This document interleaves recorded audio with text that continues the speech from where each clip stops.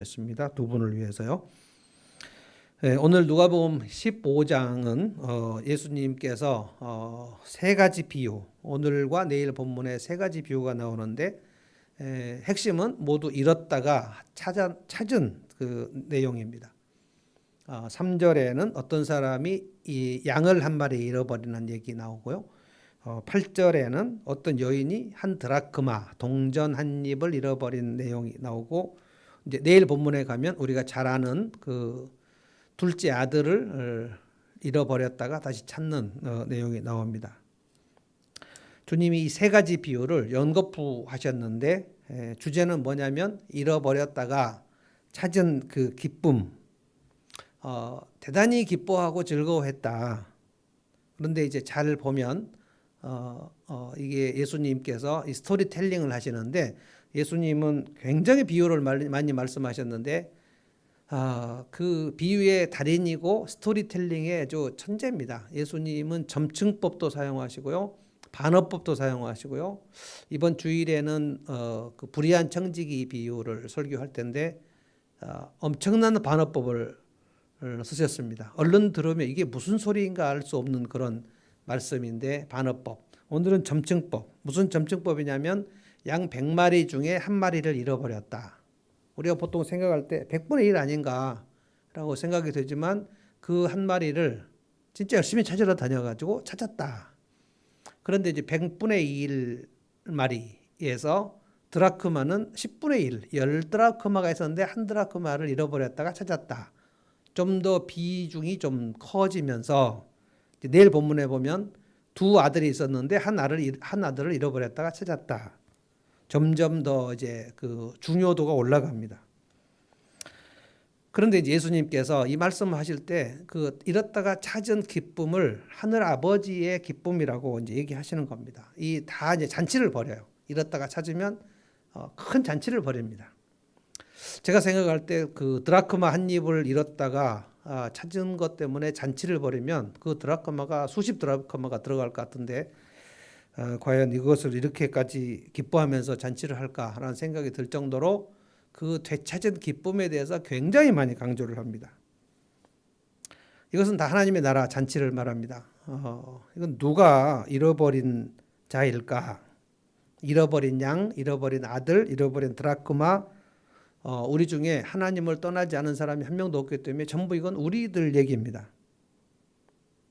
잃은 양 한 마리를 찾기 위해서 얼마나 그 목자가 찾아다녔는가. 심정이 찾을 때까지 집에 돌아가지 않겠다. 여인이 동전을 잃어버렸는데 찾을 때까지 끝까지 쓸고 닦고 했다. 그래서 마침내 찾아서 엄청 기뻐했다. 그리고 둘째 아들 돌아왔을 때 아버지가 엄청 기뻐하셨다. 그런데 이 세 가지 비유를 예수님이 왜 말씀하셨는지 이유를 좀 분명하게 알아야 됩니다. 이유가 있습니다. 예수님이 이 얘기를 할 때 항상 잘 보면 그 이야기의 서두에 실마리가 있습니다. 1절과 2절에 실마리가 있어요. 이것 때문에 예수님께서 이 말씀하셨거든요. 1절, 2절을 제가 읽어보겠습니다. 모든 세리와 죄인들이 말씀을 들으러 가까이 나오니 바리새인과 서기관들이 수군거려 이르되 이 사람이 죄인을 영접하고 음식을 같이 먹는다 하더라. 항상 예수님의 주변에는 그 세리 그리고 창녀, 죄인들이 모여들었는데 예수님께서 한 번도 싫은 내색을 하지 않으시고 그들과 함께 식사를 하시고 즐거운 시간들을 가지셨는데, 우리가 좀 묵상해 보면 예수님이 그 창녀들하고 식사를 하실 때 즐거운 시간을 가졌다면 세리들이 대단히 예수님 앞이니까 그 단정하고 거룩한 언어를 썼을까? 그렇지는 않았을 것 같아요. 죄인들, 세리들, 그러니까 우리로 말하면 정말 형편없는 사람들, 아주 그 쌍시옷 얘기도 막 섞어서 하는 사람들, 이런 사람들이 예수님하고 같이 식사를 할 때 그들이 갑자기 이렇게 매우 고급스러운 단어를 쓰면서 고상하게 식사를 했을까? 그렇지 않았을 거다. 예수님께서 그 사람들을 절대로 내치지 않으셨다. 근데 이것을 보고 바리새인과 서기관들이 수군거렸다. 마음이 되게 불편했다. 왜 저 죄인들을 예수님은 내치지 않는가에 대해서 수군거려요. 그리고 뭐라고 말했습니까? 이 사람은 이제 예수님입니다. 죄인을 영접하고 환대를 했다는 거. 환대. 지난 주일에도 환대, 긍휼, 나눔, 섬김 이런 것들에 대해서 말씀드렸고, 이 환대가 좁은 문으로 들어가는 결정적인 단서가 된다. 그래서 내가 환대를 하고 있는가, 긍휼의 마음을 가지고 있는가를 생각해서 이 좋은 열매를 맺는 사람이 좁은 문으로 들어가는 사람이고, 그 마지막은 영생이고 천국 문이다. 그러니까 사실은 환대를 하지 않으면서 내가 좁은 문으로 들어간다고 생각하면 안 되고, 그렇게 환대라는 좋은 열매를 맺지 않으면서 내가 죽은 다음에 마지막 천국을 갈 것이다 라고 생각하면 안 된다. 이 말씀 드렸죠. 예수님이 죄인들을 환대하는 것을 보고 마음이 영 불편한 사람들이 누구였냐면 바리새인과 서기관들이었다는 거예요. 왜 저 예수는 하지 말아야 될 일을 하는가? 그렇게 해서는 안 된다는 거예요. 저 더러운 죄인들은 저렇게 환대를 받을 자격이 없는 자들이고 지금 이 잔치에서 아웃을 시켜야 된다는 거예요. 바리새인들의 심리 구조. 예수님은 이 바리새인들 이 수군거리는 것 때문에 지금 세 가지 비유를 하신 겁니다.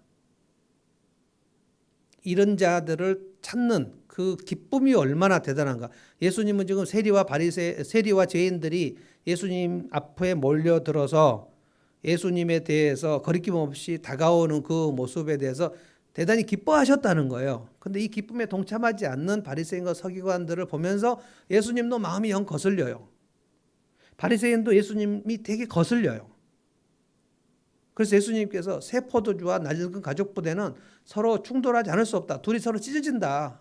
그러니까 새 포도주는 예수님의 복음이고 낡은 가죽부대는 바리새인의 신앙이었다는 거예요. 둘이 찢어져서 이것이 화합이 안 된다. 실제로 예수님과 바리새인은 거의 화합을 한 적이 없어요. 바리새인들의 심리 구조, 예수님이 아주 불편하게 생각했던 바리새인들의 심리 구조는 너희 세리들과 죄인들은 여기서 아웃이다. 소외시키고 차별시키는 거예요. 자기들은 뭡니까? 우리는 의인들이고 너희들은 죄인들이다. 이것을 정죄하는 거예요. 정죄. 난 의인이고 넌 죄인이다. 그래서 우리가 정죄를 하거나 비판을 할 때 예수님께서 그거 하지 말라고 그랬는데 나는 괜찮고 너는 문제가 있어. 굉장히 예수님이 거슬려 하시는 생각이거든요. 나는 의인이고 너는 죄인이야. 여러분 옛날에 김하늘이가 무슨 선생인데 김하늘이 선생이고 이제 고등학교 제자가 선생님 사랑하고 막 그 대쉬하고 덤벼들고 그러니까 김하늘에게 나는 선생이고 넌 학생이야. 그런데 이미 지금 김하늘 흔들리고 있어요. 그러다가 둘이 막 좋아하는 그런 장면. 바리새인들이 생각하는 것은 나는 의인이고 너는 죄인이다는 거예요. 너는 환대를 받을 수 없다. 너희들은 환대를 받을 수 없어. 너희들은 더러운 죄인들이야. 여기 오면 안 돼. 주님이 이 바리새인과 서기관들의 수군거림을 보시고 아주 마음이 불편하셔가지고 이 세 가지 비유를 하신 겁니다. 이 바리새인들에게 진짜 없는 것이 네 가지가 있어요. 네 가지. 첫째, 이런 자들이 하나님께서 이런 자들을 향한 관심이 없어요. 첫째, 이들은 이런 양을 향한 목자의 관심. 이런 자들이 돌아왔을 때 여기 기쁨이 굉장히 많이 나옵니다. 돌아온 그 영혼에 대한 기쁨, 이런 양이 돌아오고 이런 드라크마가 돌아오고 이랬던 아들이 돌아왔을 때 그 목자, 그 여인, 아버지가 기뻐했던 그 기쁨이 바리새인들에게는 전혀 없어요. 이 바리새인들이 사실은 세 번째 비유, 내일 본문 우리가 읽어보면 첫째 아들과 둘째 아들이 있었는데 둘째 아들이 아버지 집을 떠났다가 돌아왔고 첫째 아들은 아버지 집을 안 떠났어요. 이 첫째 아들이 둘째 아들이 돌아왔을 때 전혀 기뻐하지 않았습니다. 아버지의 기쁨에 동참하지 않았어요. 그 아버지가 아들이 돌아왔을 때 잔치를 벌였을 때 그 잔치에 들어가지 않았습니다.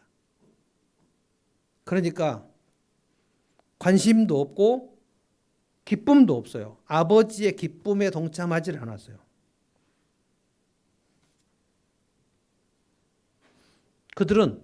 자기들은 하나님을 떠난 적이 없다고 생각해요. 그러니까 죄인 된 개념이 없어요. 그러니까 관심도 없고 기쁨도 없고 개념도 없어요. 그러니까 죄인 의식. 나는 하나님 앞에 죄인이다는 의식이 없어요. 나는 의인이다. 그러면 세리의 기도와 바리새인의 기도, 예수님께서 진짜 대조해서 얘기했는데 바리새인이 나는 저 세리와 같지 않은 것을 감사한다. 나는 의인으로 살게 된 것을 감사한다. 죄인 의식이 없어요. 그래서 결국 이 바리새인과 서기관들에 대해서 주님이 여러 번 얘기했어요. 하나님 나라는 너희들은 빼앗긴다. 지난주에도 말씀드렸지만 굉장히 차갑게 얘기했습니다. 잔치 문이 닫히고 너희들은 빼앗기고 너희들은 쫓겨나고 그리고 바깥 어두운 데서 슬피 울며 이를 갈미 있을 것이고 화 있을진저 그 잔치를 들어가지 못합니다. 그러니까 관심이 없고 기쁨이 없고 그리고 죄의식 개념이 없고 하나님 나라 잔치에 못 들어가요. 여러분 오늘 이 세 가지 비유를 여러분들이 생각을 해볼 때 예수님께서는 이 바리새인 서기관들 때문에 이 비유를 하신 거거든요. 그러니까 바리새인들에게 이 없는 것이 오늘 우리들에게 없으면 대단히 곤란하다. 예수님이 바리새인들에게 얘기하는 거. 너희들은 처음부터 너희가 깨끗하다고 생각하지. 너희들 의인이라고 생각하지. 그래서 나는 의인들을 위해서 오지 않고 죄인들을 위해서 왔다고 얘기했죠. 너희는 스스로 너희가 첫째 아들이라고 생각하지. 아버지 집을 떠나지 않은 첫째 아들. 첫째 아들이 뭐라 그랬죠? 둘째 아들 동생이 돌아왔을 때 아버지가 기뻐하는 것 같아서 전혀 참여하지 않았거든요. 저놈은 죄인인데 저놈이 돌아왔다고 송아지를 잡고 아버지가 그렇게 기뻐하고 막 잔치를 벌인 걸 보면서 아주 불평을 하면서 뭐라 그랬죠? 나는 아버지 집을 떠난 적도 없고 죽도록 일했는데 저놈은 송아지를 잡아주고 나는 염소 새끼 한 마리도 잡아주신 적이 없거늘. 아버지가 그때 첫째 아들에게 한 얘기 기억나시죠? 얘야, 이 집에 있는 것이 다 네 건데 왜 염소 새끼 한 마리도 안 잡아줬다고 불평하냐? 그 풍성한 가운데 불평을 하고 있었죠. 그러니까 오늘 우리가 딱 이 짧은 시간에 예수님께서 그렇게 불편하게 생각하셨던 바리새인들이 가지고 있었던 그 마인드, 이 네 가지. 네 가지가 없다. 요즘에 네 가지가 없다는 말은 싸가지가 없다 이렇게 말하죠. 네 가지가 없는 것이 오늘 우리들에게 없는가 있는가를 생각해 봐야 된다는 거예요. 첫째, 잃은 자에 대한 아버지의 관심입니다. 3절부터 보면 이 목자가 양 한 마리를 잃어버렸는데 문맥상 어떻게 잃어버렸는가가 생각이 정확하게 안 나오는데 이 양은 목자 말을 잘 안 듣는 양이에요. 목자가 이렇게 쭉 양을 끌고 나갈 때 항상 어디론가 가서 딴짓하는 양이에요. 그러니까 이 목자가 이 양이 어디로 샜는지를 알 수 없게 혼자 막 새길로 가다가 이 대열을 놓쳐버린 거예요. 들판에서. 그런데 그 양을 잃어버렸다는 사실을 알고 목자는 그 잃은 양을 찾았다. 굉장히 찾았단 말이 많이 나옵니다. 오늘 1절부터 10절까지 보면 찾았다는 말이 엄청 많이 나옵니다.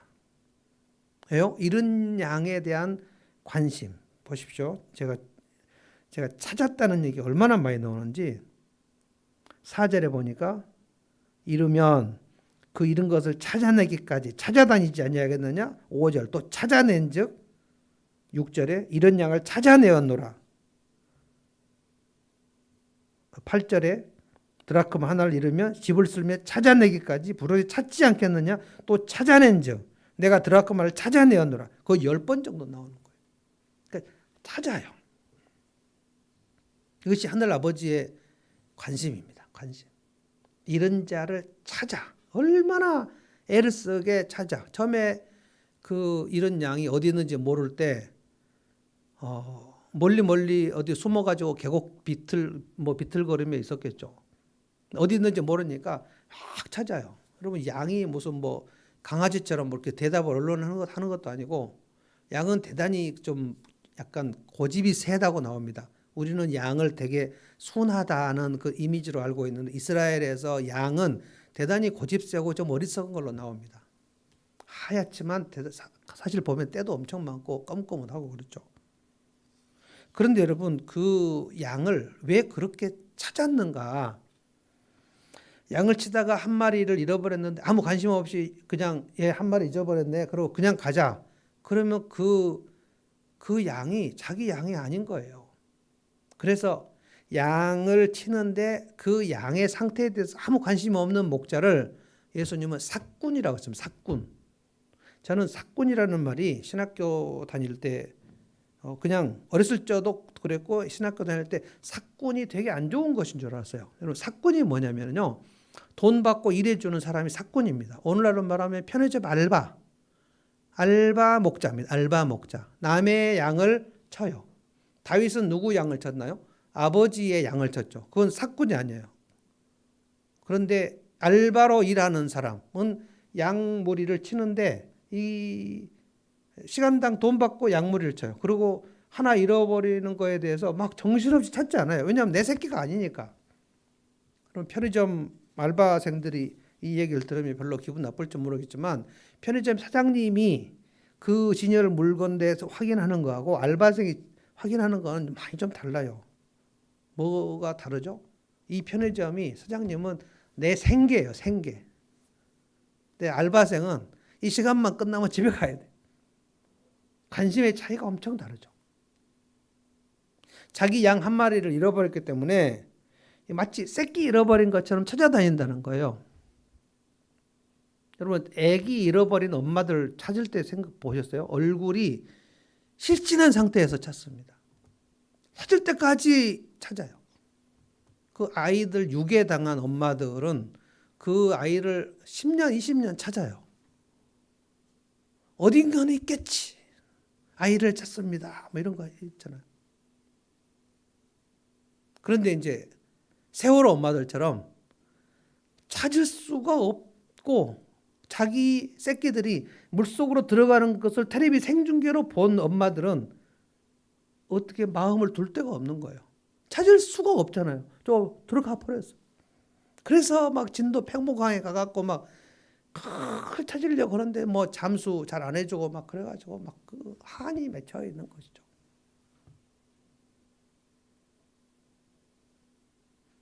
잃어버린 그 새끼를 찾는 관심.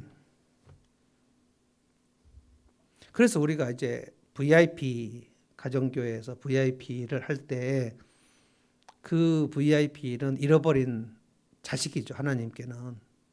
그 잃어버린 자식을 향한 하나님의 관심. 저 영혼이 돌아왔으면 좋겠다. 그리고 기다리는 그 아버지의 관심을 우리도 가지고 있으면 우리는 하나님 나라 백성인 거고, 잃어버리든지 말든지 뭐 이 VIP 예수 믿든지 말든지 관심이 없으면 내가 하나님 나라 백성인가 생각해 봐야 되는 거예요. 바리새인은 그 잃어버린 영혼이 돌아오는 것에 대해서 아무 관심이 없어요. 저놈들은 죄인들인데 여기 들어오면 안 되는데 왜 저 예수 옆에 그냥 옹기종에 모여가고 밥을 먹는 것 자체가 기분이 나쁜 거예요. 마음이 불편하고요.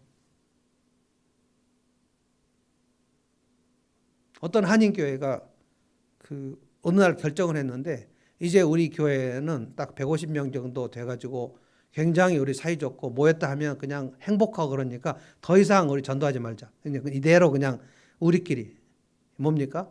교회입니까? 친목단체로 전락한 거예요. 그냥 더 이상 오는 게 부담스럽다는 거예요. 새로운 사람 오면 또 사귀어야 되니까 그냥 우리끼리 그냥 가자는 거예요. 잃어버린 영혼에 대한 관심이 일절 없는 사람들. 그래서 이 바리새인과 서기관들이 죄인들이 예수님께 오는 거에 대해서 마음이 불편한 거예요. 저들은 왜 왔냐 이거죠. 이 잔치에 올 사람들이 아닌데 왔다는 수근수근 하는 거죠. 그 다음에 이제 바리새인들에게 없었던 것이 뭐냐면은 아버지의 기쁨. 목자가 양을 찾으면 얼마나 기뻐했는가에 대해서 얘기했어요. 7절에도 얘기했고 10절에도 얘기했고 7절 제가 읽어보겠습니다. 내가 너에게 이르노니 이와 같이 죄인 한 사람이 회개하면, 그러니까 지금 첫 번째 비유에서도 잃은 양 100마리에서 한 마리를 잃어버렸다. 이 얘기는 다 죄인 한 명이 회개하는 것을 지금 얘기하는 거였다고 예수님이 그냥 명백하게 얘기하신 겁니다. 죄인 한 사람이 회개하면 하늘에서는 회개할 것 없는 의인 99 말미암아 기뻐하는 것보다 더 기뻐. 나는 진짜 기쁘다. 이 세리들, 죄인들, 창녀들이 나로 인하여 하나님께 돌아오는 것이 나는 기쁘다. 너희들은 그렇게 기분이 나쁘냐? 나는 기쁘다. 두 감정이 완전히 대립되는 겁니다. 둘째 아들이 돌아왔을 때 아버지가 얼마나 기뻐했는지 여러분 나갔을 때 그 진짜 둘째 아들은 우리가 생각할 때 진짜 패륜이에요, 패륜. 아버지가 돌아가시면 얻을 유산을 지금 달라는 거예요. 그러니까 듣기에는 아버지 빨리 죽었으면 좋겠다 이렇게 들릴 정도입니다. 근데 그 아버지가 안 된다 이놈 자식아 이렇게 하지 않고 주죠. 아버지는 알아요. 이 아들이 나가면 반드시 이 돌을 허랑방땅 쓸 것을 알아요. 그런데 줍니다. 이것이 선악과를 따먹을 줄 알지만 선악과를 주시고 자유우주를 주시는 하나님 아버지의 어떻게 할 수가 없어요. 하나님이 당신의 형상으로 우리를 만드실 때 우리에게 결단할 수 있는 자유의지를 주셨기 때문에 우리를 강아지로 만들지 아니하고 우리가 하나님을 떠날 수 있는 자유까지를 주시는 것은 하나님 형상 안에 들어있는 겁니다. 짐승에게는 없는 거예요. 그래서 우리가 강아지를 예뻐하고 애완견을 이뻐하는 거는 얘들이 절대로 배신할 수 없기 때문이에요. 걔들이 배신할 수 있는데 안 하는 게 아니에요. 그래서 우리가 인간에게 배신을 당하면 머리 검은 짐승은 거두들이지 말라 이런 얘기 얼마나 그 마음이 아픈지. 근데 하나님은 배신 당하는 게 전공이에요. 전공. 우리 모두에게 다 배신 당했잖아요. 이 둘째 아들이 나간 이후 그날부터 아버지는 계속해서 언제 올 것인가 언제 올 것인가 언제 올 것인가 한참 시간이 지난 다음에 이 아이가 완전히 세상에 나가가지고 방탕하게 살다가 쫄딱 망한 다음에 그때 무슨 생각했죠? 내 아버지 집에 난 돌아가야 되겠다. 이게 이제 회개.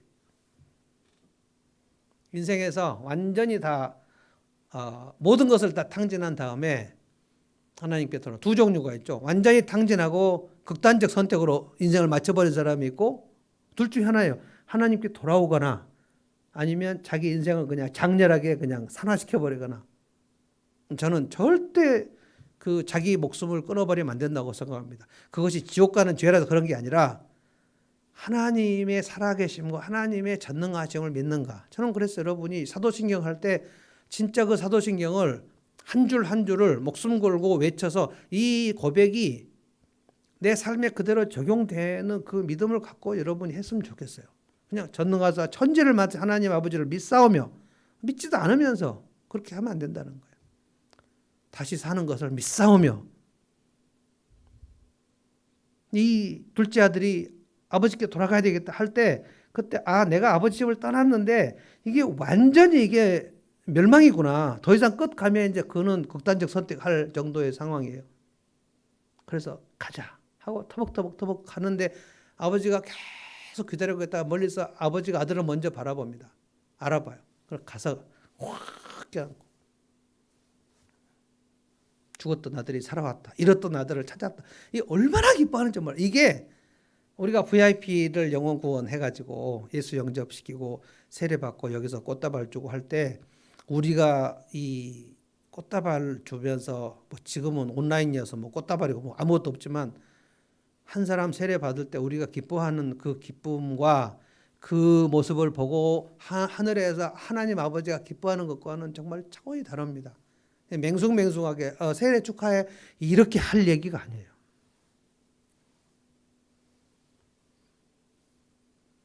그런데 둘째 아들이 와서 기뻐하는 아버지의 기쁨에 첫째 아들이 절대로 동참하지 않습니다.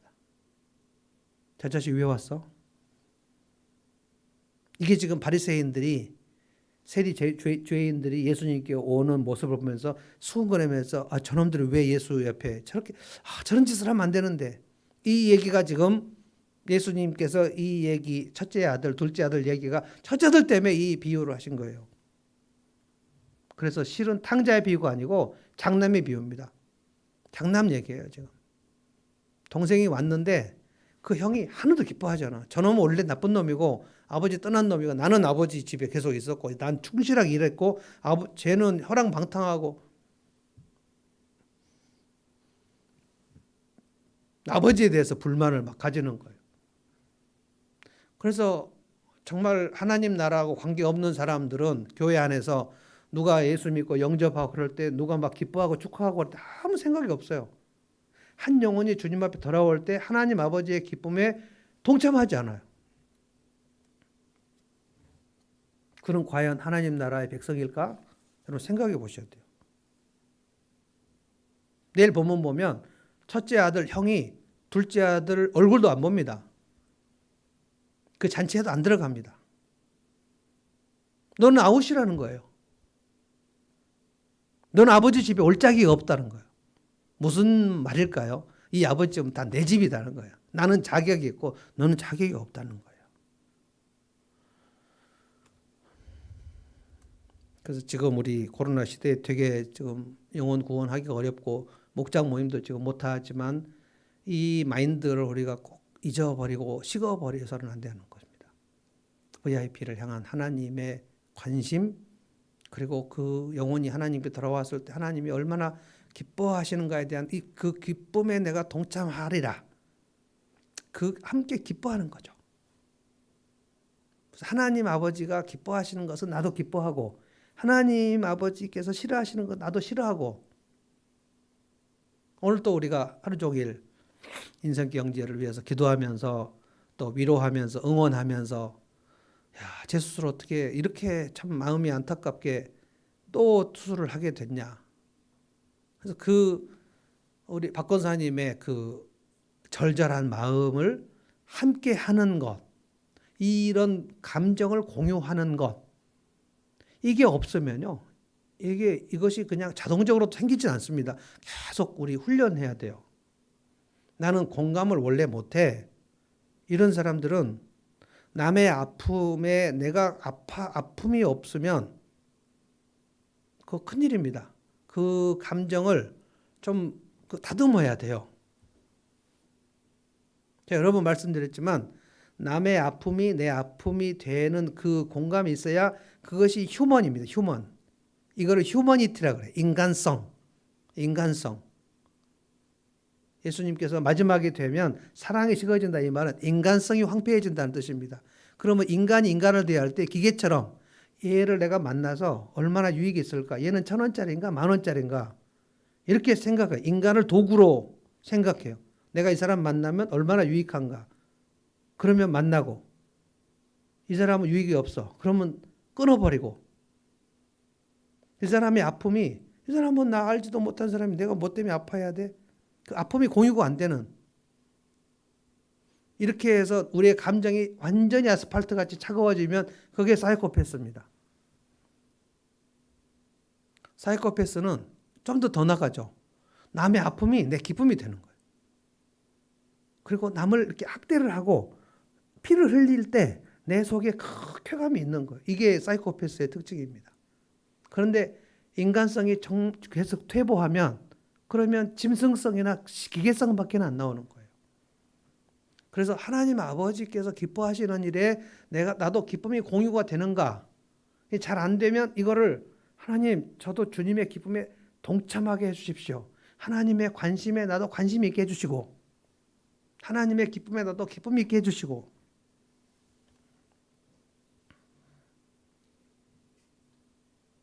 바리새인은 이것이 없었다는 거예요. 세 번째로 이 둘째 아들은 뭐가 있었냐면, 아버지 집을 떠났다가 자기가 죄 지은지 알아요. 그래서 아버지 집에 돌아왔을 때 아버지 품에 안겨갖고 뭐라고 했냐면, 아버지, 저는 아버지 아들 자격이 없습니다. 저를 품꾼처럼 써주십시오. 이 집에 그냥 있기만 하면 그냥 좋고, 저를 어떻게 쓰시든지 저는 상관이 없고, 아버지 집에 있기만 하면 좋을 것 같습니다. 아버지 집 떠난 게 얼마나 제가 후회가 되는지요. 나를 아들로 취급하지 마시고 품꾼으로 취급해 주십시오. 그러니까 그 집에 그냥 돌아온 것 자체가 황송한 거예요. 황송해. 그 황송함이 하늘을 찌릅니다. 내가 죄인인 줄 알아요. 그리고 이게 세리가 주님 앞에 돌아올 때 느낌입니다. 삭개오가 예수님이 그 집에 방문했을 때 뭐라고 그랬죠? 예수님, 제가 남을 토색한 것과 남을 빼앗은 것이 너무 많은데, 이 여리고 동네에서 내가 안 빼앗은 사람이 없는데 내가 빼앗고 탈취한 거 다 돌려주겠고, 내가 도둑질한 거, 강도질한 거, 이거 전부 다 4배로 갚겠고. 그래서 예수님이 이 집에 구원이 이르렀다고 그랬죠. 그러니까 죄인 의식이 있는 거예요. 죄인 의식. 그런데 바리새인들은 죄인 의식이 없어요. 죄인 의식. 죄감, sense of sin, 죄감이 없어요. 내가 죄인인지를 몰라. 그래서 아버지에 대하여 내가 아버지 집에 있는 아들이라는 거에 대한 그 감사가 없어요. 그래서 불평만 하지 않았어요. 저 둘째 아들 저 녀석은 돌아왔는데 저렇게 죄가 많은 놈이 왔는데 송아지를 잡고 나는 그렇게 열심히 아버지한테 뼈 빠지게 일만 했는데 염소 새끼 한 마리도 안 잡아줬다. 이게 불평이 막 가득한 거예요. 그래서 여러분 불평이 막 속에 있는 사람은 하나님 나라에 못 들었다 말하기는 어렵지만 멀어요. 하나님 나라와 되게 먼 겁니다. 그래서 감사 훈련을 하셔야 돼요. 매일 우리가 하나님께서 내게 행하신 일이 무엇일까를 늘 감사한 일을 훈련해야 돼요. 그래서 목장 모임 할 때 힘든 일부터 먼저 얘기하시면 안 되는 거예요. 힘든 일도 있겠지만 하나님께서 내게 행하신 일이 없을 리가 없어요. 그거 생각했다가 얘기하는 거예요. 이 훈련을 시키는 겁니다. 아무래면 우리 한 주간 살면서 힘든 일이 없었겠어요. 근데 힘든 일부터 얘기하다 보면 한이 없는 거예요. 한이 없는. 그래서 신세탄양하다가 목장 모임이 끝나오는 경우가 많아요. 목장 모임 안 되는 데는 감사한 일 나눔이 없어요. 그래서 우리 목자 목녀들은 명심하시기 바랍니다. 감사한 일을 나누는 일을 정말 연습하셔야 돼요. 이 죄인과 세리들이 예수님 곁에 앉아가지고 무슨 생각했을까? 우리는 죄인인데 자기들이 알아요. 근데 이 예수님이, 이 죄 없는 예수님이 우리를 받아주셨네. 무슨 마음일까요? 좀 복잡한 마음이었을 거예요. 황송하고 막 감사하고 고맙고, 이분 옆에 앉아있는데 이분이 우리를 정죄하는 느낌이 없어요. 가늠하다 현장에 잡힌 여인도 주님 뭐라고 그랬죠? 나도 너를 정죄하지 않는다.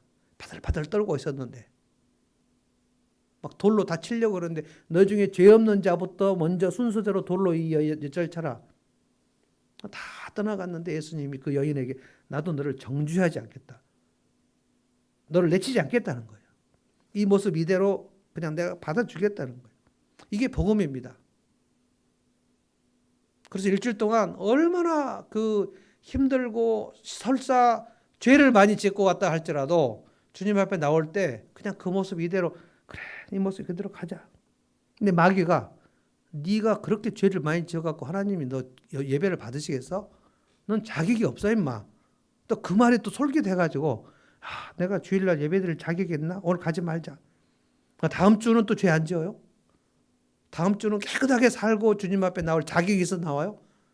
그럼 그 다음 주에 너는 이번에도 죄를 지었는데 또 예배 가지 말아야지. 자격이 없는 놈 아니냐? 그 말이 맞아.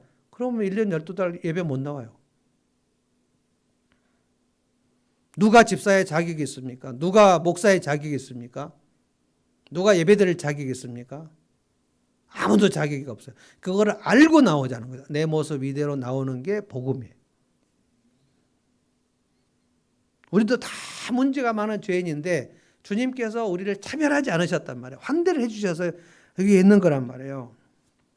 그래서 우리는 죄의식이 있으면 난 죄인이야. 그런데 주님이 십자가의 보혈로 나를 덮어주셨구나. 이 복음을 계속 깨달아야 돼요. 나 같은 죄인 살리신 주 은혜 놀라워 Amazing Grace. 하나님의 은혜로 이 쓸데없는 자. 잘못 또 찬송해가지고 앞 사람을 가리켜서 이 쓸데없는 자를 구원하셨다고 그렇게 하지 말고요. 내가 얼마나 하나님 앞에 쓸모없는 자였는가. 이거 복음을 깨닫고 나면 죄의식이 생긴다는 거예요. 그런데요, 바리새인들이 이 죄의식이 없습니다. 그러니까 관심도 없고 하나님의 기쁨도 없고 죄의식도 없어요. 그러면 뭡니까? 마지막에 없는 거는 바리새인들은 하나님 나라 잔치에 못 들어가요. 죄인들은 죄의식이 있어요. 그래서 둘째 아들은 아버지의 집에 돌아왔을 때 여러분 생각해 보십시오. 둘째 아들이 며칠 후에 또 아버지 돈 달라고 그래서 나갔을까요? 절대 안 나갑니다. 한번 호되게 됐기 때문에 이제 아버지 집을 떠나면 얼마나 내가 패가 망신인 줄 알아요. 그래서 황송함으로 나오는 거예요. 자기가 잃어버렸다가 다시 찾은 양이라는 것을 알고 잃어버렸다가 다시 찾은 드라크마 그리고 잃어버렸다가 아버지 집에 돌아온 둘째 아들이라는 사실을 알아요. 우리 모두는 다 둘째 아들입니다. 첫째 아들 아무도 없습니다. 그런데 어떤 사람들은 자기가 첫째 아들인 줄 알아요. 나는 아버지 집을 떠난 적이 없다. 여러분, 우리 중에 아버지를 떠난 적이 없다? 그러면 아담의 자손이 아닌 사람이 누가 있을까요? 아담의 자손들은 다 아버지를 떠난 자들입니다. 누가 첫째 아들인가요? 그러니까 자기가 하나님의 품을 떠난 적이 없어서, 그러니까 본래 의인인 거예요. 그러면 그 사람에게는 예수가 필요할까요? 십자가가 필요할까요? 그래서 유대인들이, 사도 바울이 오직 예수를 믿어야 구원 얻는다고 했을 때 유대인들이 그렇게 화를 냈던 게, 우리는 원래 의인인데, 원래 아브라함의 자손인데 내가 왜 예수를 믿어야 구원을 받냐? 나 다 구원 받아, 하나님의 자녀다 나는. 그래서 사도 바울은 그렇게 핍박했던 거죠. 자기들이 아버지 집을 떠난 적이 없다고 생각하는 거예요. 무슨 소리일까요? 우리 중에 아버지 하나님을 떠난 적이 없었던 사람이 누가 있습니까? 첫째 아들이 뭐라고 그랬죠? 나는 열심히 아버지 집을 떠나지 않고 열심히 죽도록 일했는데 아버지가 나귀 새끼 한 마리도 안 줬다는 거예요. 그래서 불평하고 감사가 없고, 나는 보상받아야 되는데 왜 저 둘째 아들, 저 녀석이 보상받아야 되는가? 그래서 누군가가 예수 믿고 돌아오는 것에 대해서 아무 관심이 없는 사람은 내가 첫째 아들 컴플렉스가 있는 거 아닌가 생각해야 돼요. 첫째 아들은 바리새인입니다. 바리새인 하나님 나라 못 들어갑니다. 예수님께서 가혹하게 얘기했죠. 너희들은 못 들어간다. 천국 문이 닫힌다. 그때 지난주에 그들이 뭐라고 그랬죠? 우리가 주님 앞에서 먹고 마셨고 주님의 말씀을 들었는데 우리를 모르십니까? 안에서 차갑게 주인이 말했죠. 난 너희들을 도무지 알지 못한다. 불법을 행하는 자들아, 떠나가라. 너희들은 어두운 데서 슬피 울며 이를 갈미 있을 것이다. 오늘 이 비유를 생각해 보면 이 바리새인들에게 없었던 이 네 가지가 우리에게 없으면 큰일 난다는 거예요. 아버지의 잃은 자에 대한 관심, 이거 우리에게도 없으면 우리는 하나님 나라에 들어온 사람인가?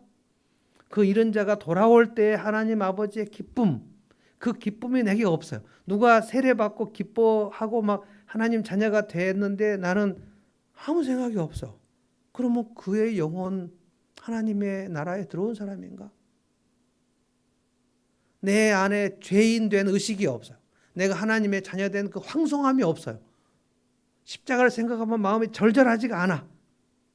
과연 그 사람이 겉없는 사람일까요? 그러면 그 사람은 하나님 나라에 쫓겨날 사람일 가능성이 있는 거예요. 이게 있어야 돼요. 아버지의 관심, 아버지의 기쁨, 내가 아버지 집에 다시 돌아왔다는 것에 대한 황송함. 나는 타락한 죄인인데 어떻게 내가 아버지 집에 돌아왔을까? 이제는 절대로 떠나고 싶지 않다. 그런 사람이 하나님 나라에 들어온 사람이라는 거예요. 그런 사람은 하나님 나라 잔치에 그들의 것입니다. 오늘 이 바리새인과 서기관들이 수군거리는 거, 이것 때문에 예수님께서 세 가지 비유를 하셨다는 사실을 깨달아야 합니다. 찬송하십시다. 이 찬송을 다시 한번 해봅시다. 기뻐하며 왕께 노래 부르리, 소리 높여 할렐루야 부르리, 주님 앞에 나와 찬양 드리며. 둘째 아들이 아버지 품에 안겨가지고 아버지, 나는 아버지의 아들이라고 부를 수가 없고 일컬음을 받고 나는 품꾼의 하나처럼 써주십시오 하면서 그 흐느끼면서 기뻐했던 그 기쁨, 아버지의 기쁨, 이 기쁨이 우리에게 있는가 한번 보십시다.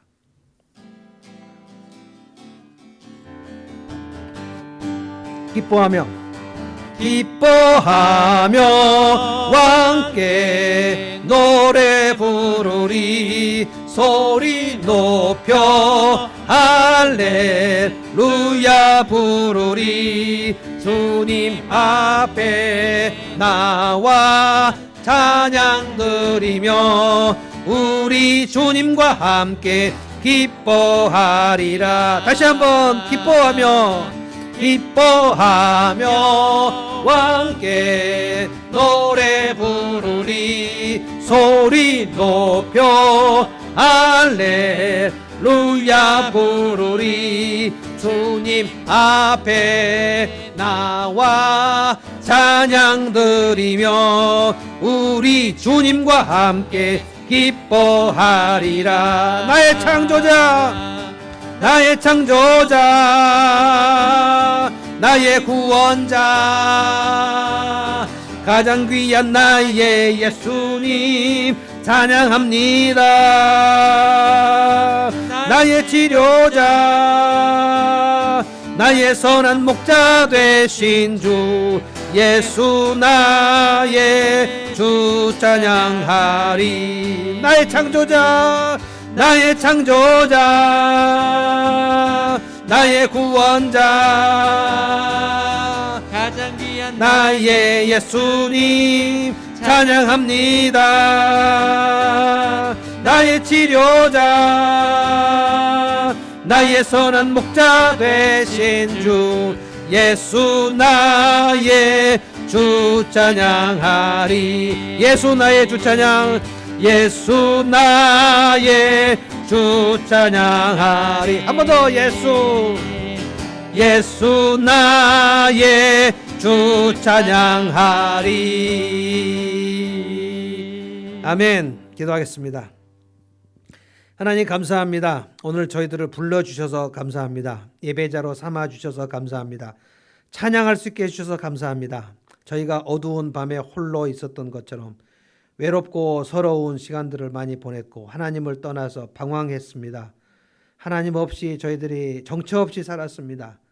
멀리 갔더니 찬양하고 고나여 숨을 쉴 수도 없고 외로워서 어디로 가야 할지 모를 때가 있었습니다. 빛이 없었습니다. 인생에 출구가 없었습니다.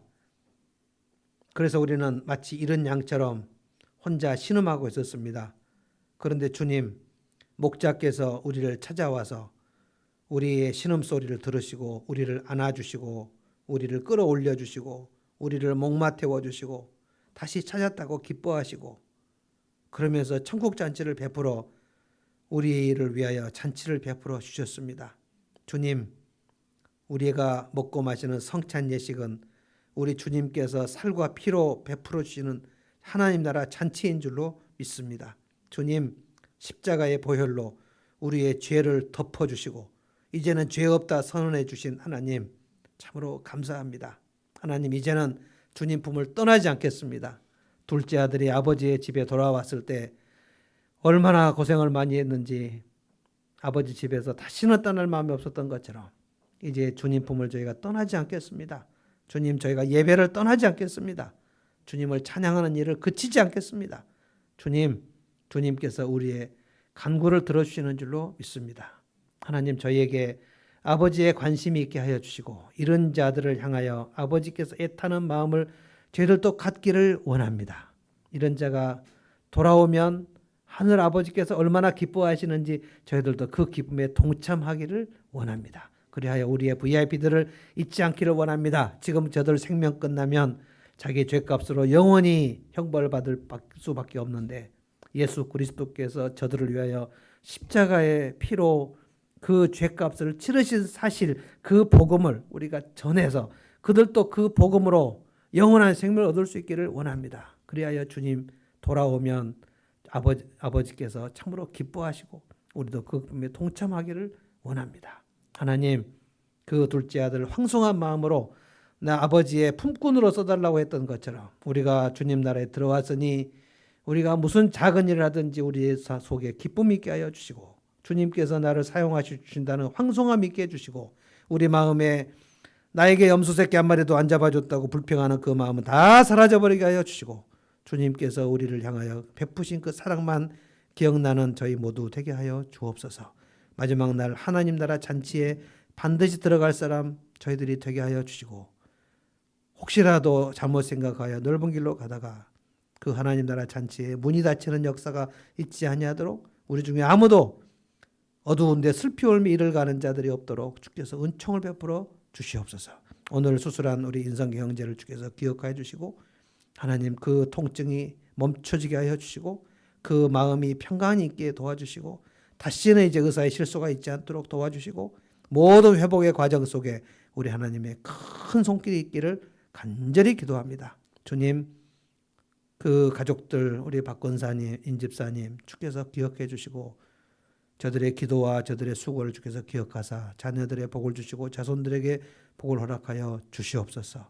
내일 발가락 수술을 예정했는데 주님 오늘 까지 보니까 참으로 좋은 징조들이 많이 있는데 주님 도와주셔서 내일 병원에 갔을 때 어떠한 수술도 할 필요가 없다는 그런 말 듣게 해주시고 그리하여 다시 힘껏 일어나 주님을 찬양하며 주님의 일꾼 되는 역사가 있도록 우리 두 분을 주께서 기억해 주시고 하나님 앞에 다시 한번 힘껏 일하며 수고하며 헌신할 수 있도록 주께서 건강과 기회를 허락하여 주시옵소서. 오늘 밤 저희들에게 주신 말씀을 기억하며 잠들게 하여 주시고 평강이 있게 하여 주시고 내일 아침 은혜가 있게 하여 주시옵소서. 예수님의 이름으로 기도하옵나이다. 아멘.